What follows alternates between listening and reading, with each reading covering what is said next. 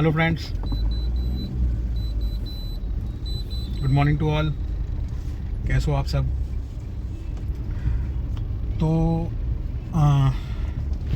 कल जैसे अपन बात कर रहे थे कि अपन अपनी फाइनेंशियल कंडीशन को धीरे धीरे ठीक करने की कोशिश करेंगे और बेसिकली इन सब चीज़ों को समझने की कोशिश करेंगे कि कैसे काम करता है पैसा, मार्केट में कैसे घूमता है, आरबीआई का हमारे बैंक्स कैसे काम करते हैं, आरबीआई को हमको जानने की क्या ज़रूरत है, आरबीआई है क्यों, क्या है। बहुत डिटेल में नहीं चीज़ों को समझने की कोशिश करेंगे, बस उतना जिससे हमको फ़र्क पड़ता है उतना चीज़ों को समझने की कोशिश करेंगे अपन। ठीक है, तो उसी कंटेक्स्ट में अपन थोड़ा आगे बढ़ते हैं। तो बेसिकली आरबीआई है क्या, ये कब आया, इसकी ज़रूरत हमको क्यों है, क्या है हमारी लाइफ में, आरबीआई का मतलब है क्या, क्यों, क्या करता है, तो ये समझने की अपन इस पूरे वीडियो में कोशिश करेंगे। तो बैक 1930 जब ब्रिटिश गवर्नमेंट थी, बस ये थोड़ा हल्की फुल्की डिटेल्स लेके चलेंगे अपन, बहुत ज़्यादा गहराई में नहीं जाएंगे। तो फिर भूल गया मैं बेल्ट। तो 1930s के टाइम जब ब्रिटिश गवर्नमेंट थी, उस दौरान कुछ फाइनेंशियल क्राइसिस चल रहे थे, और क्योंकि प्रेसिडेंसी थी उस टाइम, अलग अलग स्टेट्स थी, तो उन पे पैसा अलग अलग चलता था, अलग अलग नहीं चलता था, मतलब पैसा कंट्रोल वैसे करते थे वो लोग, अलग अलग बैंक्स होते थे तो वो कंट्रोल करते थे। तो इस चीज़ से परेशान थे ब्रिटिश। तो इन चीज़ों को कंट्रोल करने के लिए 1935 में ब्रिटिश गवर्नमेंट ने एक सेंट्रल बॉडी बनाई जिसका नाम उन्होंने रिजर्व बैंक ऑफ इंडिया रखा।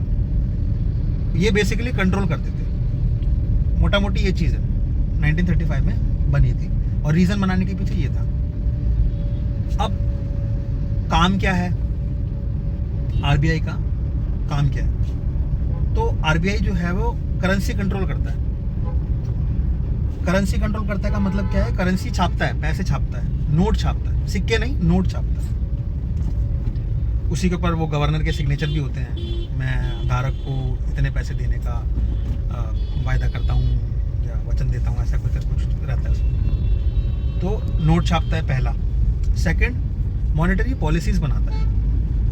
अब ये इम्पॉर्टेंट है, ये हमारे लिए, हम जैसे लोगों के लिए, आम आदमी के लिए, हम कॉमन पीपल के लिए, मैंगो पीपल के लिए ये ज़रूरी है, ये जानना हम लोगों के लिए ज़रूरी है। तो इसमें इसी में पहला आता है रेपो रेट। ये आपने सुना होगा बहुत, आरबीआई ने रेपो रेट बढ़ा दिया, आरबीआई ने रेपो रेट घटा दिया। ये चीज़ ना बेसिकली इन्फ्लेशन यानी महंगाई कंट्रोल करता है। रेपो रेट कुछ नहीं होता, आरबीआई जो कमर्शियल बैंक्स को, अब मैं कमर्शियल बैंक्स को बाद में बताऊंगा, समझाऊंगा। आरबीआई जो है वो कमर्शियल बैंक्स को लोन देता है शॉर्ट टर्म के लिए। तो शॉर्ट टर्म के लिए जो लोन देता है उसके ऊपर जो इंटरेस्ट चार्ज करता है उसे रेपो रेट कहते हैं। और ये इन्फ्लेशन कैसे कंट्रोल करता है?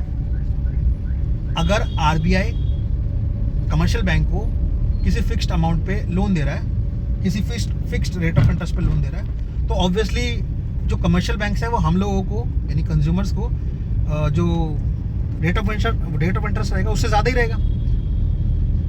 तो यदि रेपो रेट ज़्यादा है तो जो हम लोगों के लिए जो रेट ऑफ इंटरेस्ट है वो और ज़्यादा रहेगा। जब वो ज़्यादा रहेगा तो मार्केट में पैसा कम घूमेगा। लोन, हम जब रेट ऑफ इंटरेस्ट ज़्यादा रहेगा तो अपन लोन लेंगे नहीं ना, तो कम रहेगा पैसा मार्केट में कम घूमेगा। और यदि ये घट जाता है तो रेट ऑफ इंटरेस्ट हमारे लिए भी, लोन्स के लिए भी रेट ऑफ इंटरेस्ट कम हो जाएगा, तो ज़्यादा लोग लोन लेंगे। जब ज़्यादा लोग लोन लेंगे तो किसी पर्टिकुलर प्रोडक्ट को खरीदने के लिए ज़्यादा कस्टमर्स हो जाएंगे, ठीक है ना। तो उस टाइम दुकानदार क्या करेगा? उस चीज़ के प्राइस बढ़ा देगा, यानी उस टाइम महंगाई बढ़ जाएगी। तो इसी तरह से रेपो रेट जो है वो इन्फ्लेशन कंट्रोल करता है, ठीक है। दूसरा आता है reverse repo rate.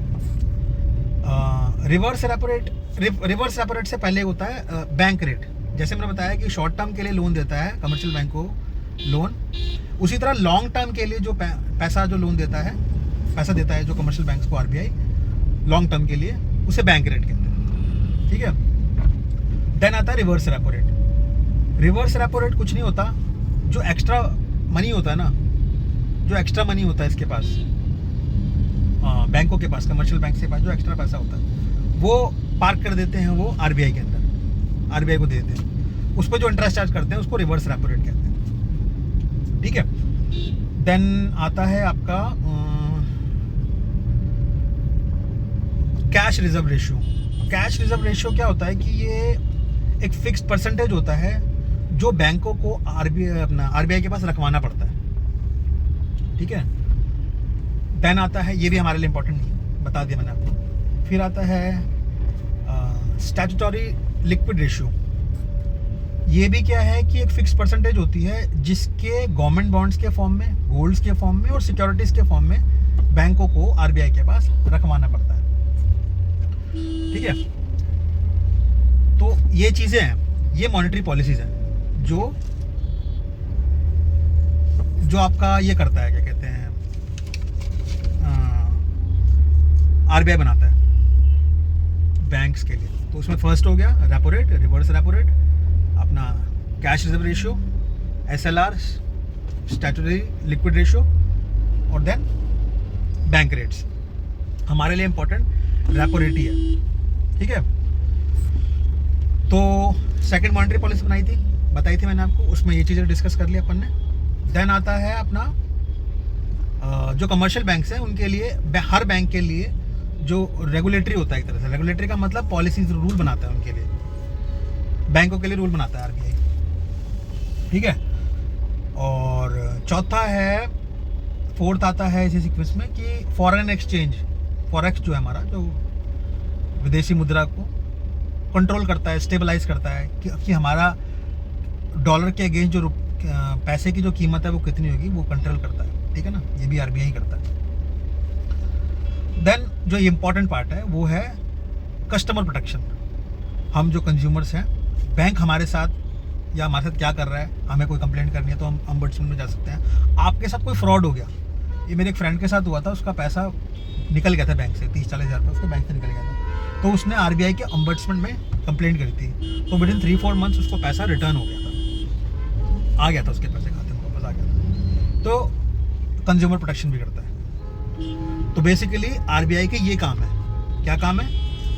Currency control, monetary policies, जिसमें मैंने आपको रेट्स अलग अलग बताए, repo rate, bank rate, reverse repo rate, CRR, cash reserve ratio और स्टैट्यूटरी लिक्विड रेशियो, और आपका ये चीज़ें करता है। देन आपका बैंक्स के लिए रेगुलेशन, फॉरेक्स को कंट्रोल करना और कस्टमर प्रोटेक्शन, ये इसके फंक्शन है, ये काम करता है बेसिकली, ठीक है ना। ये सारे काम है आपके आरबीआई के। अब हम बैंक्स के बारे में बात कर रहे थे, कमर्शियल बैंक। वैसे तो बैंक्स के प्रकार अगर थ्योरी के हिसाब से देखोगे तो अलग अलग टाइप्स हैं, बट हमें जितने की समझने की जरूरत है हम उतने पे बात करेंगे। ऐसे तो schedule bank, non schedule banks, ऐसे एक्ट के अंदर जो शेड्यूल के अंदर जो लिस्टेड है बैंक, वो ऐसे तो थ्योरी में अलग अलग है, लेकिन अपने को कमर्शियल बैंक जानने हैं। कमर्शियल बैंक बेसिकली 4 प्रकार के होते हैं। क्या होते हैं? पब्लिक सेक्टर में जिसमें गवर्नमेंट की ओनरशिप ज़्यादा होती है, ठीक है, जैसे SBI, PNB, bank of Baroda वगैरह वगैरह, ठीक है। दूसरा आता है आपका प्राइवेट बैंक्स, जैसे पता ही है आपको, एक्सिस बैंक, जिसमें प्राइवेट ओनरशिप होती है, ICICI, एक्सिस हो गया, ये सारे हो गए, HDFC वगैरह हो गया। तीसरा आता है फॉरेन बैंक्स, मतलब नाम से ही क्लियर है कि फॉरेन कंट्री के बैंक्स हो गए जिनके इंडिया में ब्रांचेस हो, ठीक है ना। जैसे आप अगर विदेश जाते हो तो वहाँ पे भी आप इजीली ऑपरेट कर सकते हो, ठीक है ना। तो ये फॉरेन बैंक्स हो गए। और फिर रीजनल रूरल बैंक्स आते हैं। रीजनल रूरल बैंक्स छोटे बैंक्स होते हैं जो रूरल एरियाज में काम करते हैं, फार्मर्स को, किसानों को क्रेडिट देने का काम करते हैं। तो अपने को 2 ही समझने की जरूरत है, public sector and private sector banks. तो ओवरऑल जो अपने लिए जो इम्पोर्टेंट है वो ये है कि आम आदमी की लाइफ में आरबीआई का क्या रोल है।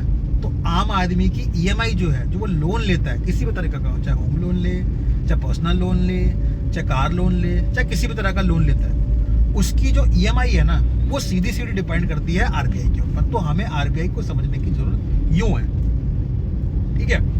आपका जो लोन का इंटरेस्ट है वो डिसाइड करता है आरबीआई। और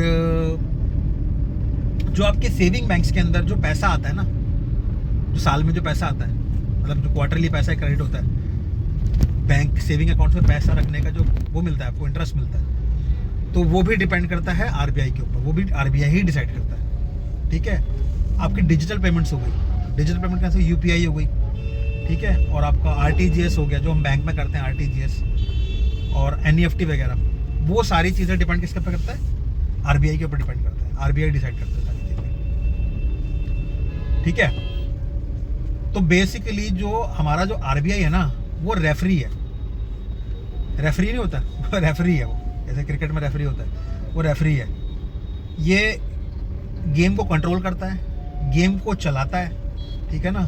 बैंकिंग सिस्टम कोलैप्स ना हो जाए, ये वो देखता है। ओवरऑल ये बैकबोन है, मतलब इंडिया के सारे बैंकों की, मतलब इंडिया की फाइनेंशियल जो भी फाइनेंशियल चल रही है ना चीज़ें, उसके लिए एक तरह से जिम्मेदार आरबीआई है, ठीक है ना।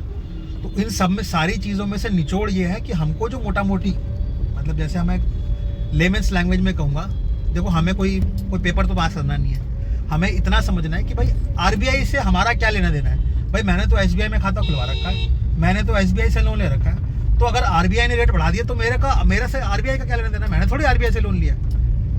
तो फर्क पड़ता है। फर्क कैसे पड़ता है? फर्क ऐसे पड़ता है कि हमने लोन एसबीआई से लिया है, लेकिन उसके लिए जो पॉलिसी बनाता है वो बनाता है आरबीआई। अगर रेपो रेट आरबीआई ने बढ़ा दिए तो मजबूरन एसबीआई को भी बढ़ाने पड़ जाएंगे, उससे मेरी ईएमआई बढ़ जाएगी, मेरा रेट ऑफ इंटरेस्ट बढ़ जाएगा, है ना। तो इस वे में मैं बताना चाहता हूँ कि हमारे को आरबीआई जानने की ज़रूरत क्यों है, आरबीआई के बारे में जानने की ज़रूरत क्यों है। उम्मीद करता हूँ कि शायद समझ में आई होंगी चीज़ें आपको। अगर थोड़ा डाउट वाउट लगे, कहीं चीज़ कुछ समझ में ना आई हो, तो आप मुझे कमेंट्स में पूछ लेना। एक बार मुझे कमेंट्स करना, मैं हो सकता है मैं मैसेज कर दूं या बता दूं या समझाने की कोशिश करूं या इसके ऊपर। अगर आप लोग बोलोगे तो एक डिटेल्ड वीडियो और बना देंगे इसके ऊपर, ठीक है ना। एक डिटेल्ड वीडियो इसके ऊपर और बना देंगे। वैसे मुझे लगता है कि मैंने मोटा मोटी चीज़ें कवर कर दी, जितना अपने को जानने की ज़रूरत है।